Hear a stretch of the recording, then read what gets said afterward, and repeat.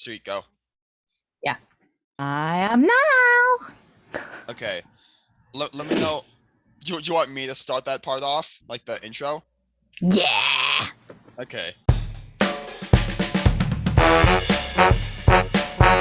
Hello, everyone, and welcome to Blue Minds Reviews, the show where the Blue Minds crew and cast gush about their favorite things. I'm just today, too shy to open my mouth. We take what we can get. Today, we have our host, Bluey. Woohoo! And wrong way, buddy. What? Oh wait, you're recording. You're recording. Okay, then how? Then okay. Am I pointing to you now on my screen? Yeah. Okay, duly noted. On my screen, I'm on the right side. Oh no. Wrong way, buddy. Hold I was up, like, hold oh up. no. There we go. Now I just moved it. Now I'm on my left side. Hey, no compass. There we go. We got it now. No compass needed. We got it now. Oh Jesus. Off to a great start already. Great start. Yasmin, when you're editing this, I mean, I've done worse, so I know nothing I say will change how terrible you make me look. We Anyway. love you, Yas. Love you, Yasmin. Anyway, if you can't tell by my background and the shorts that you can't see, oh God. You can now. Yes, you can now, I guess. But anyway, today, Lou and myself are going to be reviewing episode 1 of Critical Role Campaign 3. Woo! Yeah, boy. Just a note, at the time of us filming this, episode 2, not out on YouTube yet, but it has aired. Yeah, it has aired, yeah. Neither of us, neither Lou nor I have heard anything or watched anything about what happens in episode 2. We have only seen episode 1. Yep. And we are going to give our purest initial thoughts on this campaign and what we think it might hold for the characters and the storyline. Yep, we are. So I guess to start this off, let's just give our thoughts on the episode overall. I thought it was fucking chaotic, to be fair. There were so many, like, the stuff. Yeah. There really was. Start off with screw it. We all know it's gonna go out of order. I'll start off with the most obvious callback and the completely unexpected one. Fucking Robbie Damon is in it now. Yep. Dorian is back from EXU, which Lou has not completely seen EXU yet, but 2 episodes left. But yeah, Matt has said though you don't need to watch the EXU fully to enjoy this episode. Yeah, exactly. Because well, not only is Robbie Damon's back with Dorian Storm, Ashley is back with Fern, and Liam is back with Aurum. Aurum. Yep. So yeah, that was something I did not expect at all. In the slightest. I didn't see coming. No. Yeah, I'm not complaining, mind you. They're great characters. We quickly learned the type of character that Fern is, something we didn't get to see too much in the EXU. Well, Fern, you're gonna get the party arrested very quickly. Yeah. The thing if you want to talk about talking about the characters a bit. Yeah. Fern kind of reminds me a little bit of what Not was in the beginning of campaign 2, and like those urges in a goblin to steal. form, yeah. Yeah, except with Not, it was more like a neurotic urge to steal, kind of like her insecurities about not being in the right body. Yeah. Sort of led Not to develop this like neurotic urge to steal things. That's just kind of how she dealt with it. Yeah, exactly. That's what I got from it. With Fern, because EXU spoilers, which I know, I'm pretty sure Lou's gotten to this part, but we know Fern came from the Feywild. Yes. Yeah, we know Fern came from the Feywild. Yes. And I believe it was only like a couple weeks or something, not too long before the events of EXU. And EXU doesn't take place too long before the events of Campaign 3. Well, So Fern it's a hasn't. few months, isn't it? Yeah, it's a few months. So Fern has only been in the material plane for like a couple months or so. So she So doesn't she's really. so she's still sort of learning the ways of this Yeah, world. she's trying to fit in. And that's kind of the vibe I get. She doesn't necessarily fully know yet that what she's doing is wrong. Yeah, exactly. Because it's like, And I I love like it. I want it. I love the way Ashley does it. It's like It's so innocent. it's such an interesting take on it because it's like the way Ashley portrayed it. And I love to see more in the future and see how that character arc develops. Yeah. It's almost as if like she doesn't know it's wrong, but you can see a hint underlying that if she knew it was wrong, she also wouldn't give a fuck. Like like when she steals the earring from that I think it was in like a elephant man. I forgot what the term is. Yeah, the Pakidon, the giant earring of the elephant. Like yeah. the 4 foot long chained earring. That's just ridiculous. And Aurum's like, oh no, Fern, you can't do that. She's like, oh, what? Like her expression. Yeah. Like the expression on her face says that she doesn't care, but her words and actions say she just doesn't know. Yeah, exactly. Which is like two very conflicting emotions in a character, and I'm not really sure what route it will go. I think it was funny though when Dorian said about literally pickpocketing, and then 20 seconds later she goes and nicks that fucking earring. I'm like, yeah. Dorian's like, 30 seconds ago, I just told you how I got my pocket picked in this city, and then you do the same thing. What the heck, Fern? Yeah. But I mean, obviously, just skipping ahead a bit to the fight, we know Fern is going to be chaos because remember when Dorian had hold of the carpet and she cast burning hands? Yes. While he was holding it. I can never remember. And I'll look it up later. Yeah. Is burning hands like sort of a flamethrower spell, or is it like a touch-based spell where your hands just get really hot? I can't remember. I think it's a flamethrower kind of spell because there was like a radius. When Matt brought out that triangle. Okay. So I think it's a ranged spell. One thing I'm kind of intrigued about, and I have a feeling it's a plot thread that Matt is. Okay, one thing I'm intrigued about is like this. They really didn't do much investigating into what the heck happened with the objects attacking, you know? No, they didn't. There was a burst of magic, a cart fell over, and a bunch of random mundane household items started coming to life and attacking them. That's a good point. And even Travis said, don't let me stop you investigating.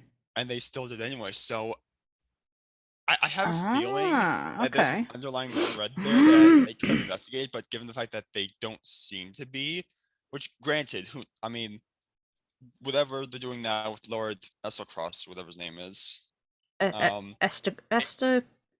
No, Esteros. Esteros. Yeah, there you go. No, Esteros, because I remember I kept thinking someone's gonna call him Westeros.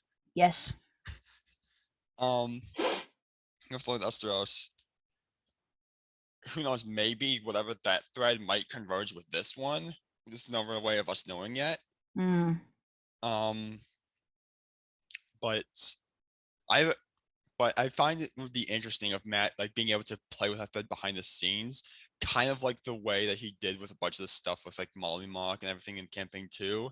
Yeah, but true. But even Taliesin didn't even know anything about Lucian and Monologue. Yeah, He knew that he had the 9 tattooed eyes, I yeah, think. Like yeah. there was well, actually that's a question. I'll have to go back and rewatch that part, but because I think what I remember was that there was a tattoo on the back of Lucian's neck of just 9 eyes, like in a circle. Am I remembering that right, or did he know, and everyone else knew by that about like the 9 red eyes on the body? Is I that what they don't knew? know because I'm sure Monologue had them like literally all over him. Well, I think Taliesin knew about like the 9 tattooed eyes he had on his body. I think Taliesin knew about that. Yeah. He didn't know what they meant. He just knew that they were there. Yeah, that's what I mean. Yeah. And then Matt came up with the whole thing with the Somnavum and everything. Yeah. Yeah. Anyway, we're off topic. Oh, that's campaign 2 for you. That's campaign 2 for you. Just a spoil. Go watch our campaign 2 review, which doesn't exist yet. Wait. Oh no, it doesn't. Oops. Anyway, let's move on to the characters themselves now. What we think each character might hold. I'll let you start. Who are you gonna go with? Travis. Yes, the return and the thing no one expected. I'm not really sure what I this guessed holds. it. I guessed You it. did guess it. The return Just from his voice. The return of Bertrand Bell from the Search for Grog and Search for Bob one shots. Sir Bertrand Bell. That's what I said. Did I? No. Sir Bertrand Bell. Whatever. But yeah, I did not expect that. But yeah, and for those who don't know, spoilers. Sir Bertrand Bell's character Travis has played in campaign 3 so far. Bertrand Bell was the character that Travis used in the Search for Grog one shot, and then the Search for Bob one shot thereafter. Yep. It taking place shortly after the Vox Machina campaign. Yeah, it was when Grog ended up where? It was when Grog drew the void. Oh, he bloody drew that card, and didn't he? His soul was drawn to the deck out of his body and trapped in the plane of pandemonium. Vox Machina had to go get it. So Travis, not being able to play Grog, made up Sir Bertrand Bell as the NPC, as the character he would play for that one shot. Yep. And he brought that guy back apparently. I did not expect that, but as soon as I heard that voice, and literally as soon as Lou heard the voice, he wasn't able to do it, and then I'm like, I was like this. I was going, I know that voice. I know that voice. I know that voice. Like, something Bell. Something Bell. I didn't realize it until you mentioned it, but I recognized the voice too, and I'm like, I know that voice. Where is that voice coming from? Yeah. And I can't remember. And like you said, it was like from the one shot or something. And and like I don't, but somehow I clicked on like so far. It's Sir Bertrand Bell. Yeah. And then eventually, Liam is always the one that he asked it with Laura, and he asked it again with Belle. Liam's always been the one to ask, "What's your name?" to an NPC that has been in the past. Yep. Sir Bertrand Bell. I couldn't believe it. I was shocked. Yeah. The thing that, like, and again, I know I said this when we were watching, but I'll say it here again. One of the things that intrigued me about it, and I'm sure there's an explanation for this, and if not, it doesn't really matter too much. The characters in Search for Grog and Search for Bob were all level 20. Oh yeah, so yeah. Sir Bertrand Bell, we've seen it, is level 5. Yeah. Which is weird in two ways. One, because he's leveled down, which I mean that could just be because he's 30 years older now, and he maybe just like can't fight as well and has to build that back up. Yeah. But the weird thing is, he's 2 levels above everyone. Yeah, he's level 5, and everyone else is level 3 right now. So if Bell is gonna be Travis's like actual character in campaign 3 and not just like Yeah, a one-off character until his normal character gets introduced and Bell goes yeah, it wherever. literally kind of makes me think that character is going to be Like killed off. Yeah, either maybe. killed. Yeah, I'm wondering if like Bell's guy gonna be killed off or just leave the party and go Or somewhere just and then die of old age. Well, yeah. he is human, isn't he? He's human. Yeah, Bell is a human. Right, I so he's believe so. 70 to 80. Yeah, That's 70 what to he 80-year-old said. man. So, yeah. And that's actually another question, and this might make me seem like a bad person. The same thing with Dorian. Just because Robbie hasn't been a normal cast member before. And so I'm wondering with the fact that Robbie and Dorian being here, like is Dorian and Robbie gonna be a full-on character for the entire campaign?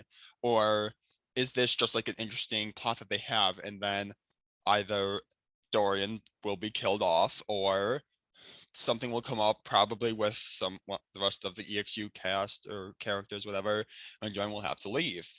I don't know. I don't know, but I have a feeling he might be a full-on character. I hope he is, because Robbie was I do awesome like in Dorian. EXU. Robbie was awesome in EXU. Yeah, I like Dorian. He's funny. But yeah. Talented. So let's move on. Yeah. Yes. Ashton Greymore, the Earth Genasi variant. Let's just start off with the fact. Actually, hold on. Before we move on from Bell, I want to bring up the fact that and this kind of will tie into Ashton as well, homebrew subclasses. Yes. Because is that a homebrew? Apparently I saw it on like the Critical Wiki, which I mean I'm not sure how accurate it is. Accurate it is. Yeah. I'll have to search up. Apparently Matt Mercer has said at some point that that confirms that. And I mean, we can kind of tell already because I tried to look it up and couldn't find anything, that Ashton is using a homebrewed subclass of Barbarian. Ah, okay. And that's another thing I have. In the same topic of Bell, whatever Bell is now might also be homebrew, because there was that one moment during the fight where when Bell made an attack, he wagered something. Yeah, he like, how much do you want to wager to hit? And like he wagered like 3 or something. And what was it? I think it was 5 or something, and he ended up hitting. And so I'm like, I don't know what any of that means. It's probably some weird homebrew thing. Think about it. They're bringing out that book in March. Which book? There's a new. The Tal'Dorei book. Yeah, the new. I think it's Tal'Dorei. Tal'Dorei Reborn. Yeah, so it might have all like some subclasses in it and stuff. Maybe. I don't know. I don't know if that's an official like D&D book. Like it is. No, like it's official. Like Explorer's Guide to Wildemount was. I think so. I think it's official. I hope it is, because I can get on D&D Beyond. I'd rather have it like in person. Oh, I would physical too. Copy. I would too, but I mean, like, D&D Beyond doesn't allow you to enter your own stuff. Yeah, that'd be interesting, because like, well, now that you think about it, I mean, maybe this is just because this is the first campaign that I've like been caught up with and watching. Same. I was a little caught off guard by the homebrew subclass, but to be honest, all 3 campaigns have had at least one character with the homebrew subclass. In campaign 1, Percy was a gunslinger, which was a homebrew subclass. Yes, it was. Actually. Mm-hmm. And because based on the actual rules of like the DMG and stuff, they do have firearms. And this might be a critical role. I know it's a critical role feat in Accelerated the Wildemount, but there might be another actual like Unearthed Arcana feat. Okay. Called Gunner, which gives you proficiency in firearms. Yeah, I know there's a version of it in Explorer's Guide to Wildemount. I don't know if there's a normal one though. But anyway, but the Gunslinger Fighter subclass is what was a homebrew, actually. Made for Percy. Coming in campaign 2 for Beauregard, the way of the monk. The monk class, the way of the Cobalt Soul. Yes. That was Beauregard's subclass, homebrew. And then now in campaign 3, the unnamed. We're still not really sure what's going on with Belle yet. It might not be No, I know. because I don't think Belle. I feel like I would have remembered if Belle had a homebrew subclass back when I would watch Search for Grog. Maybe I'll have to rewatch it. I might just rewatch it for the laughs. True. But yeah, I might have to rewatch just to see. But I'm pretty sure Belle did not have a homebrew subclass there. So maybe it's like a homebrew feat or feature, or it might not even be a homebrew thing. It might just be like a homebrew game mechanic they're testing out. I don't know. That's Because we do know they have a lot of their own like house rules and such in Critical Role. Well, think about the little game that they started playing, like that Ashton was playing when he was gambling. Yeah. Rollies. Rollies, they called it. Yeah. Which Matt said he's gonna like say the rules at some point. Yeah. I think. Which would be quite funny to know. But yeah, and then we have whatever homebrew subclass of Barbarian Ashton is playing. Yeah, because of the Chaos Burst.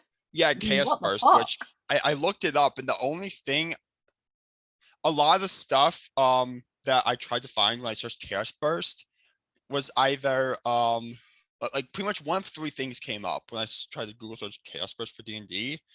Either it either put up the Path of the Wild Magic subclass for Barbarian, which I mean is what I had thought originally. I thought maybe it was a Wild Magic Barbarian, but there's nothing in that subclass about a Chaos Burst, so it can't be that. Okay.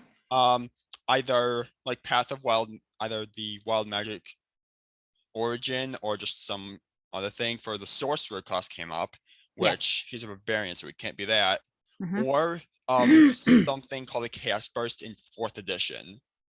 Oh, okay. So I didn't really look too deep into that. So maybe they're porting something over from 4th edition and making their own version of it for 5th edition. Maybe. I'll have to see.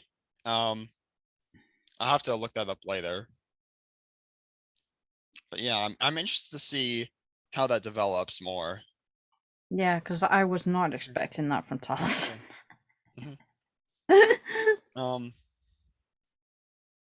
Fuck you. Yeah, the back of I think it was just on the back of his coat just said the words "just don't." Just don't, and then he had like "fuck off" on the hammer. Fuck off on the his glass on the hilt of the hammer. Yes. Oh my god. Fuck off. Like. Okay. How many times is that going to be said during this campaign? We have. Let's just touch on it briefly. Yeah. We both know there's no way. Sam Riegel is like Tony Stark.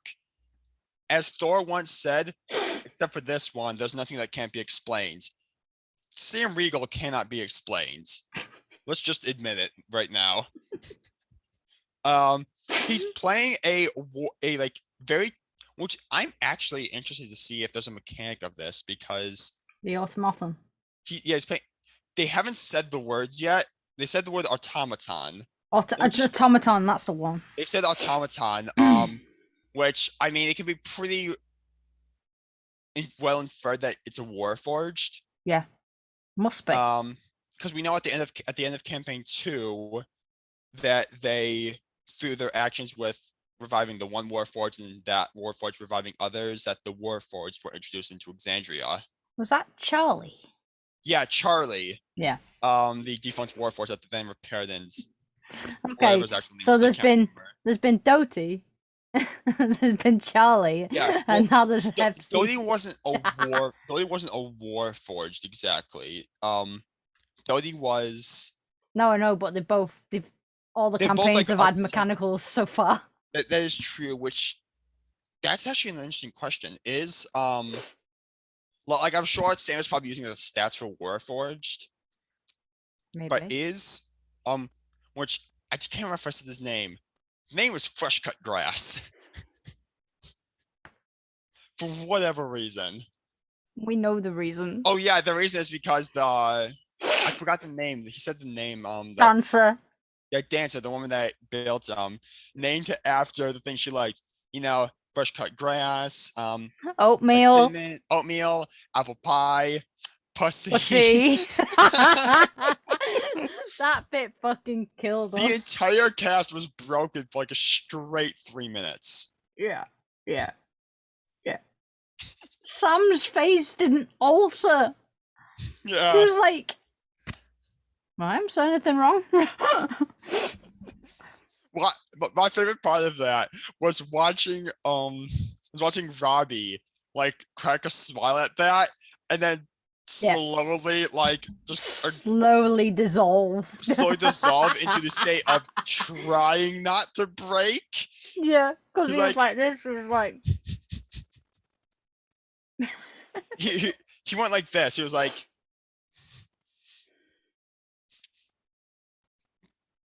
I don't think it helps having Travis next to him as well. He just loses it. Yeah. Okay. Another thing, the jerry can.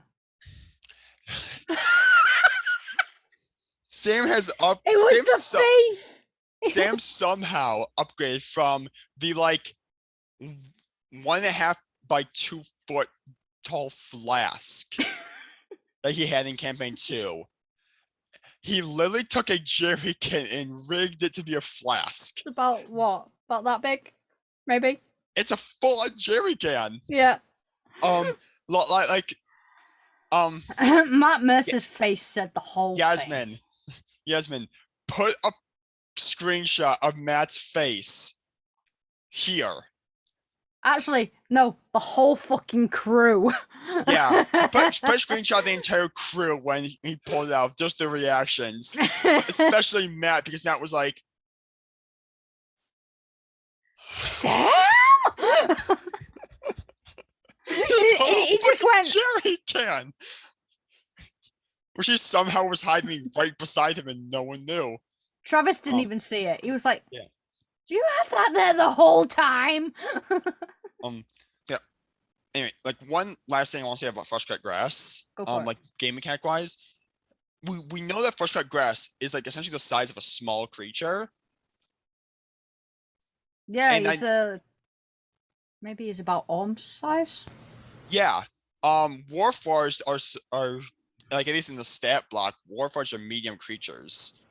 I'm wondering if they've like either used a homebrew race, or if they just kind of tweaked the stats for Warforged to make something, or if they've just done nothing at all and they're just treating like for purely the aesthetic. Makes you wonder, doesn't it? It does. Okay. Right. Who's your next one? I'm gonna guess this. Fucking knew it. Laudna. The fucking grudge over here.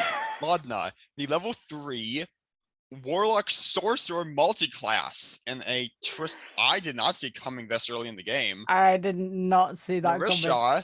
Playing a unknown race. Yep. Of a Warlock Sorcerer. We've got some theories about that. We have a lot of theories, which we are gonna say here because we've not seen campaign 2 or campaign 2, episode 2. Episode 2. We've never seen campaign 2 yet. Somehow we're just getting everything right about it. We're just randomly guessing these things. No, episode 2. Yeah. But I'll start off with the theory I had, and then we can go with the one you had. So, actually, one thing I was actually able to figure out, I'll have to double check the name Marisha used, but she's a warlock. Yeah. Now obviously we don't know the name of the patron. No, we don't. Well, we have theories about that, but we'll get to that in a second. Yeah, we have theories. We have theories about like the actual name of the warlock patron, but so one of the warlock subclass patrons is called the Undead. Yeah. Now, there's one called the Undead and the Undying, which are both kind of similar subclasses in both the name and like some of the things they do. However, specifically, during the fight with the animated furniture and tools, Laudna uses something called like an umbral, shrouder. Yeah. Yeah, I forgot the name of it, but it's like one of those things where like you evolve into a more advanced form that No, gives you certain wasn't it buffs. Dread? Dread form, something like that. Something like Dread. Yeah. She was all gooey. Ugh. But yeah, where like she basically evolved into like that a lot of subclasses and features that you do that let you Yeah. adopt a more like advanced form for Yeah, like it was like she morphed. yeah. Because she said her bones all cricked and everything. I was like, Yeah. oh, Yeah, most of them like last no. for a minute and they give you certain buffs while they're active. Yeah. But yeah, and I looked it up, and the one that I found that did that was the undead. Yeah. At level, because they're all level 3 right now, Mm-hmm. and at level 1, Yeah. you get that feature because warlocks choose their patron level 1. Yeah. We know. Yeah, so that's the thing. Compounding on that, Lou, if you'd like to take it from here. Okie dokie. Right. Actually, Well, Lorna said she was from Whitestone. Whitestone. So that brought me onto the question. Briarwood? Yes, and I'll add on to this. Compounding on the like undead ghastly nature of Laudna, in like a couple, I think like a month or two ago, in Van Richten's Guide to Ravenloft, they released a new type of race. It's called lineages, which there's 3. There's the Damphier, which is essentially like some weird type of vampire. There's the Hexborn or Hexless or Hexblade. I don't know, something with about a hex, I think. Yeah. Which I can't remember the details of that. And then there's the Reborn, which is essentially, which is kind of like what Monologue sort of was in terms of the backstory. It's like a character that's either died, that's like either died and come back, but with like no memories, and as like a partially undead creature type of thing. Or it's just a creature whose soul left the body, but the body kept moving, type of thing. I know with the Reborn, I'm pretty sure it's the Reborn. I'm not sure about the others. Yeah. The Reborn isn't necessarily its own race. It's like sort of a thing you can add on to an existing race. Yeah. And that changes certain racial traits you have. Now, I don't believe it was ever said what race Laudna was. So I'm wondering. So basically, if you want me to take it from here, go for it. I'm wondering, because part of the like personality traits and all that such for the Reborn is that you've lost your memories of your previous life, but you have like certain glimpses. You can kind of use those things for like certain in-game abilities and such. I'm wondering, is given that as it's what looks to be, well, actually we can't really know yet, because even when they're not in their like evolved form, the dread form, whatever it's called, they still look like death. Which in a way adds on to it, which is basically the way Travis looks behind you right now. Given that from Whitestone, I was able to figure out that their patron is the undead. And assuming they are the Reborn, which we don't, it's only been episode 1, so there's no really way to know that yet. Our theory is that Lada is secretly a reborn Delilah Briarwood. Lady Briarwood. Oh. And the patron is Vecna! And the patron is Vecna. It's just the fact that she said she was from Whitestone. And I was just like, the thing is though, and like she's kind of like undead. And I was like, I remember Lou and I had that theory yesterday when we were watching the episode. Since then, I've actually had thought about it a bit, and I'm not fully sure. I mean, like, it's a possibility. I don't know if they'll go for it though, purely because it'd be a bit kind of too obvious. Yeah, I know what you mean. because I mean, the way that the things work usually, at least with them, it's like they each choose their own characters. So unless Marisha like asked Matt to, hey, make this stuff for me, which I Ooh. don't think she would. And Surely not. even still, well, even if she didn't make it, even if Matt made it for Marisha, she would still know it. Yeah. She would know that there's like this race, so that she knows all the game stats. This class with this patron. Like with Marisha choosing to be a warlock of the undying. Yeah. Yeah, Marisha choosing to be a warlock of the undying. I'm sorry, the undead. From Whitestone, and the potential to be a reborn human. That's like this are saying, hey, I'm Delilah Briarwood. Yeah, pretty much. So I feel like I don't know if that's what Matt will go with. It's hard to choose because that'd be funny if Laudna turns out to be the big bad. Okay, now that would be an no. Okay.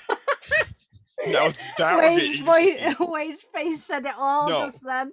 No, that's actually for two things, because that's actually an idea like I've been like thinking of, like how would I do that in a campaign, like have a player secretly be the big bad the entire time. Hi. You have players be big bad the entire time, and have, I don't know,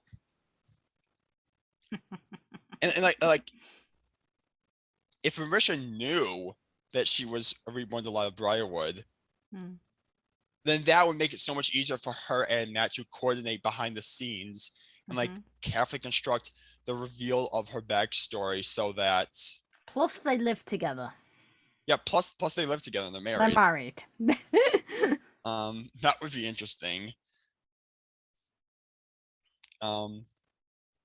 Yeah. Oh my god. And another thing I had, or thought I've had, is you know that Delilah Briarwood. Yes. She, and this has been confirmed by Matt, she was a necromancy wizard. Yeah, that was correct. She was a wizard whose subclass was the School of Necromancy. Yeah. Now Laudna is not a wizard, but she is a Warlock Sorcerer. Yeah. We know that her Warlock patron is the undead. My theory, given Delilah, assuming all these connections with the Briarwood holds true, granted there's no one to know yet. My theory, because again, at level 1 is when you choose your sorceress origin for a sorcerer class. Yeah. My theory, assuming, as I said, the Delilah Briarwood connections hold true, is that the sorceress origin is, I think it's called. It's not Shadow Touched. That's the name of a feat.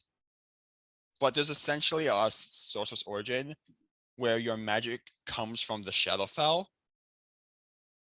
Either like you're born in the Shadowfell, or you spent a bunch of time there and the magic infused you with it. Given her connections with Vecna and Vecna's connections with the Shadowfell and all that, maybe there's like a lingering connection there. Could be. Definitely could be. Yeah. Just a side note, that the that subclass for sorceress is an awesome subclass. I think at like level 7, I think it's level 17. No, that's when you get 9th level spells. One of like the highest level traits for that subclass is you get like adoptive form that, among other things, just makes you resistant to all damage. Just all damage you're resistant to. What the? And it just lasts for, I think, like a minute. It's not like a rage thing. We have to keep it up. Ideas. Okay. But yeah. Who have we not? We've not done Laura yet. Yes, Imogen. Imogen. She's human. Yeah, Imogen is confirmed to be a human. Human She sorcerer. is a sorcerer of I don't think we knew what. I don't think we know. I don't think we knew. Yeah. The only thing we got is the lightning that goes up her arms when she does magic. Yeah. I'm intrigued to see what.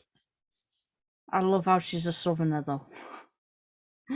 She's got a Texan accent. I'm like, what? Yes. Are you just making fun of Travis now? Maybe. Yeah. I mean, they are married. Well, fair. I wonder if he knew about that. I would imagine not. Cause Question: did Laura know about Bertrand Bell? maybe. I would imagine not, because like the vibe I get from them is like they're all friends, but they understand there's certain things they can't tell each other. Yeah. For example, it was a major thing in campaign 1. Travis never told Laura what happened with the nymph. Oh yeah. And We all that, guessed it. yeah. They all wondering like, did Travis have sex with the nymph? Yep. And they also Matt never told Marisha about Kidless mom. Oh fuck yeah. Campaign Matt 2. In campaign 2, Matt never told Marisha the truth about Kidless mom. That's crazy. That was a plot twist. Fuck me. That was an insane plot twist, yeah. Wow. But honestly, I don't know what I can say about Imogen. Not yet, anyway. Because we don't know much. We know that Imogen and Laudna had met up. Was it like I think it was a few weeks before the campaign started? What they said? Either a couple of weeks or a couple of months. It was on it too. And they were going to the conservatory, the Starpoint something conservatory. I can't remember. Yeah, they want to go to the library or something to research something. Yeah, but they didn't say what. They didn't say what. It's obviously it's something important. Mm-hmm. I have a feeling it's because the feeling I got was that it's something relating to Imogen. Mm-hmm. And it's because it seemed like Laudna was there to just support what Imogen was doing mostly. Yeah, that's true. So yeah, I have a feeling that it's Imogen who wants to figure out something. I think I'd love to know the way they met. Yeah. Because it's like a strange dynamic between them two. Well, didn't they kind of explain it? I can't remember. I don't think they did. I'm sure we would remember if they explained that. I'll have to rewatch the part. I have to rewatch it as well. They touched on like them meeting. Like I know they said how long ago, and I'm pretty sure they touched on like a brief description at least of how they met. I can't remember it right now. That's okay. But we know that Imogen kind of wants to go to school. Well, I don't know if it was much go to school as if like get enrolled or something. Yeah, as much as it was just to learn the information she wants to know. Yeah. Because they said that the library is reserved for either students there or for people with like certain access and such. And they were Bertrand Bell. Yeah, and they were thinking of would you willing as a student there be the best way to get them access. I don't know. One thing, if it was anyone, right, I want to go back to Ashton for a second. If it was anyone other than Taliesin, I'd have a little more confidence in this theory, but because it's Taliesin, I just don't know. In my experience, the characters that are like just filled with rage and hate at least in the kind of way that Ashton seems to be telling people to constantly fuck off and stuff. I love that. First That's off, just a it genius. reminds me a lot of Monologue. Yeah. It reminds me a lot of Monologue. So I'm wondering if he's like trying to connect to the mischance he got to play Monologue. Because he only got to play Monologue for like a few episodes before Monologue died. Yeah, but I did Mollymog like go fuck off and stuff like that or not? What do you mean? Was he like that though? Was he saying fuck off to everyone? Well, I can't actually He didn't remember. necessarily say like fuck off to people, but like just the kind of like Attitude. hey. Yeah, just the kind of like general attitude Yeah. and feel reminds me a lot. I see a lot of similarities between Ashton and Molly. Whether or not that's what Talison's going for, I don't know. Yeah. But anyway, the thing I have is that like something bad happened in Ashton's past. That's the feeling I get. Like maybe he's like trying to repress a sad memory or an angry memory or trying to escape from something. I don't know. Well, think about it. He's got a hole in his head. He has a hole that's full of glass. If I'm being perfectly honest, knowing Taliesin, that and honestly knowing a lot of them, but especially Taliesin, that could just be purely aesthetic. It could be, yeah. But then again, knowing Matt, it's probably not. Probably not. Given that 9 random eyes turned out to be the big bad of campaign 2.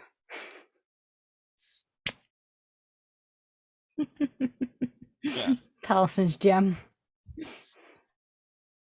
Fucking hell.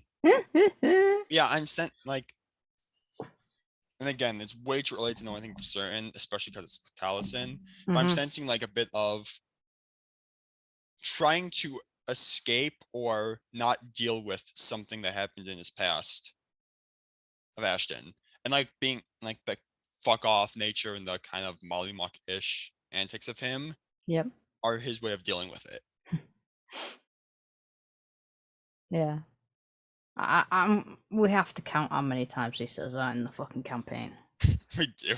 Fuck you. Okay. Smiley day to ya. The crit roll stats for campaign 3 at the end of the wrap up are just gonna be Ashton curses. Yep. How many times does Ashton curse? 576. I'm gonna say it's even more than that, mate. Oh, definitely.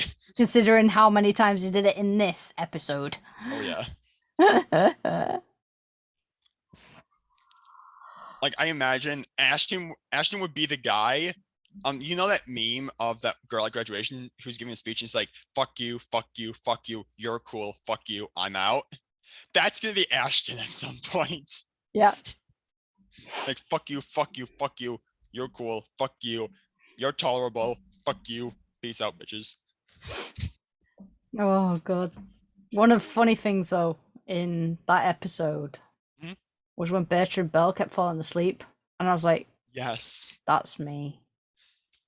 Yeah, that was my character. That was your. That was my character. It just kept going.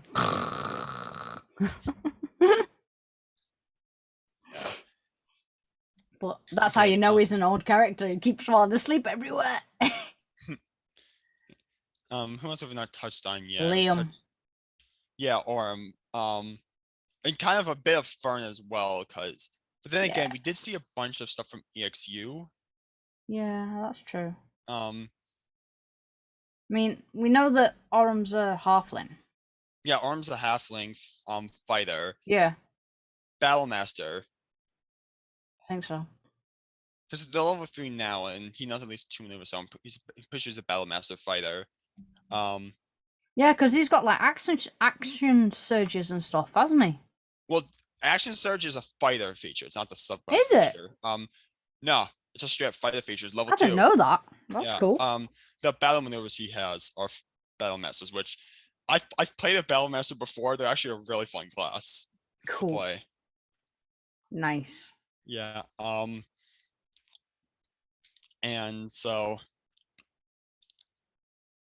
but yeah, the theme I got, and this was discussed in the EXU wrap up and throughout EXU, and even a bit in episode 1, Yeah. Aurum, like everyone around him is pushing Aurum to be a leader, and you can clearly tell he doesn't want to be. He doesn't want to be, no. He doesn't want to be a leader. Which, and again, to relate it again to a previous character, Keyleth, I don't know if it was Keyleth not wanting to be a leader. She just didn't feel she was ready to be a leader or cut out to be one, maybe. Yes. But I'm guessing Keyleth's in the last episode of EXU now. I'm not sure what Aurum's thing would be, because obviously it can't be the same path as Keyleth. No. Because Keyleth went on the Aramente, but it was more than just about like the actual become the child of the leader. It was about Keyleth believing she could be a leader. Mm-hmm. Exactly. And I'm getting this a lot of the same feelings from Aurum. I'm just wondering how Matt would do that in the game.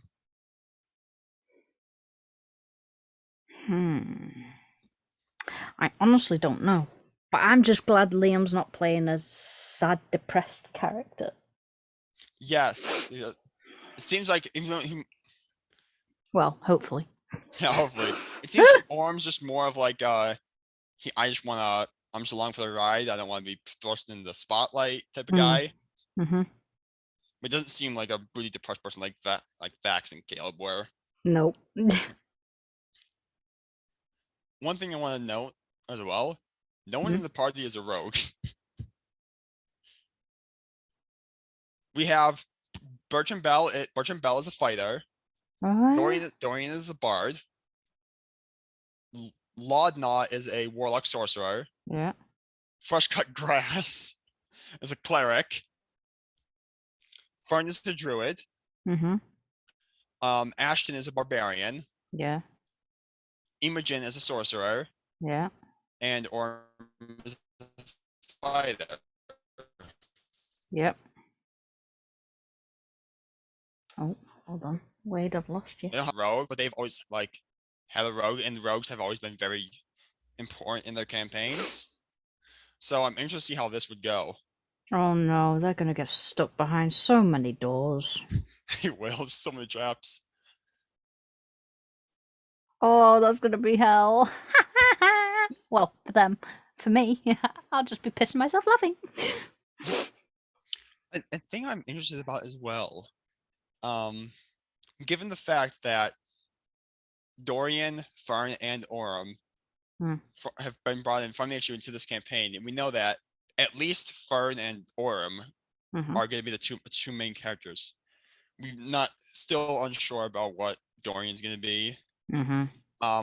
I'm interested to see how the rest of like the EXU cast and such will portray into this, because it seemed they found a like good camaraderie. They found like they had formed an adventuring party. Yeah, that's true. In EXU, and we know that they're going to have to form an adventuring party in this campaign too. So I'm wondering what's going to be like having characters that are part of two adventuring parties that aren't traveling together. That's true. Oh my god, please bring Dariax in. Please. Please. That. Please. I love Dariax. Fucking genius. Oh. I'm interested to see how that would go. Because I feel like for Dariax, like this is just my take on it. I feel like for Dariax to be brought in to campaign 3 to have it work, Matt would not be able to be the DM at that time. That's fair. So like okay, granted, if he were the DM and also just NPC piloting Dariax, like he does with a lot of other things, he could make it work. But if it would probably have to end up being Abria, because they've said that there's gonna be other storytellers and new things they're trying with this campaign. So heck, maybe at some point, like they revisit stuff from like an EXU arc thing. And maybe that's where Dorian's thing comes in. Who knows? And that's they bring up Dariax, and maybe Abria comes in, GMs that arc. Like Matt might give her like points like, this is the loose thing I have. I left out all the spoilery details for you to fill in. Yeah. Type of thing. I'll be playing Dariax. Because for it. didn't he say something about they were going to be bringing in people to like GM and that? What I've heard say, because in the campaign 3 announcement they did, where they announced the premiere day of campaign 3, they've said they're bringing out new, like they said, I think Marissa said the words new stories and new storytellers. Yeah. Matt also said on Twitter that he's gonna be GMing this, like Matt would be the GM of this campaign, but they're just gonna try out new things. Yeah. Like my guess is this again with EXU stuff being very prevalent in this. Abria might be a guest GM and Matt might take a step back for a part of it. Yeah. That's my take. That'd be cool. Yeah. I'd like to see that though. Yeah. I like Abria. She's cool. Yeah. I can't wait to see what happens next episode because it ended with them about to fight. Yeah, they met Lord Esteros. Just a full-on orc. Full with blood glasses orc. and a cane. Yep. And he basically was pulled I forgot which characters. There's like a bunch of them that have done it. What? He pulled that old trick where it's an old man who like you think he's old, and he is, but he's actually really like agile and limber. Now, well, because we don't know what age your orcs live to, so he could be. Well, they said he wasn't. They said he was an Did older they say guy. he was old? Yeah, they said he was an older gentleman. He had walked with a cane, but then he stood up and tossed the cane in the air and caught it and rushed them. Yeah, that's true. An old person who isn't able to to do something like that wouldn't do that. Yeah, that's true. And that's when they rolled initiative and cut it off there. And they cut it off. I was like, yeah, bastards! Well, last night was the Halloween episode. It was. I wonder what they were dressed as. I know what they were dressed as. I've seen the pictures. I've seen the pictures on Twitter. Okay. Hey, no. I have the spoiler tags on Twitter. They didn't spoiler tag them. All right, that's fair. Yeah. I think that's pretty much. That's pretty much everything we can. I think that's pretty much everything. Yeah. Again, there's not, because a lot of like at least an hour and a half or so was them just introducing their characters. Because and not a lot happened during that. They introduced their characters and then they did like a short scene with the characters, like what they were doing at the time, and then they all met up at the Spire by Fire. Yeah. Well, one of them is pointy. Which one's pointy?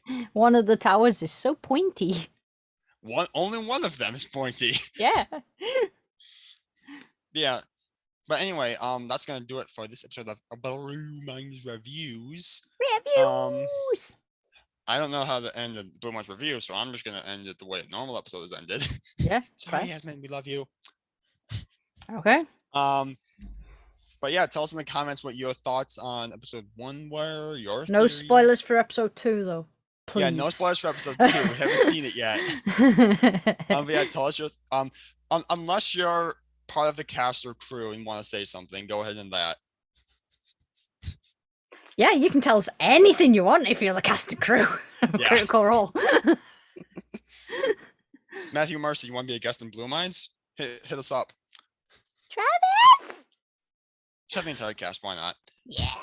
But yeah, anyway, I'll do it for this episode of Blue Minds Reviews. Like I said, let us know in the comments your thoughts, your theories, your predictions, plot theories. Whether or not fresh cut grass is secretly harbinger of death, who knows? I think it's just up at this point. But anyway, that's gonna do it for us this week. Yep. Thank you. Bye-bye. Wait. That's been Wade. Yes. That's been Lou. Yes. Hey, I got correct. My camera's in front. I'm pointing to my left right now. Fair. So. But the camera like flips it around. So. If you want to see more, hit subscribe. Yes. If you want to see more, press the notification bell if you want to get notified whenever we upload something. If I'm able to go to your house, we're gonna find that bell, Lou. Yes, I know we are. We're gonna find that bell. We will find that bell. I'll make sure we yeah. find that bell. Right. Anyway. Okie dokie. Bye. Bye, everyone. Bye.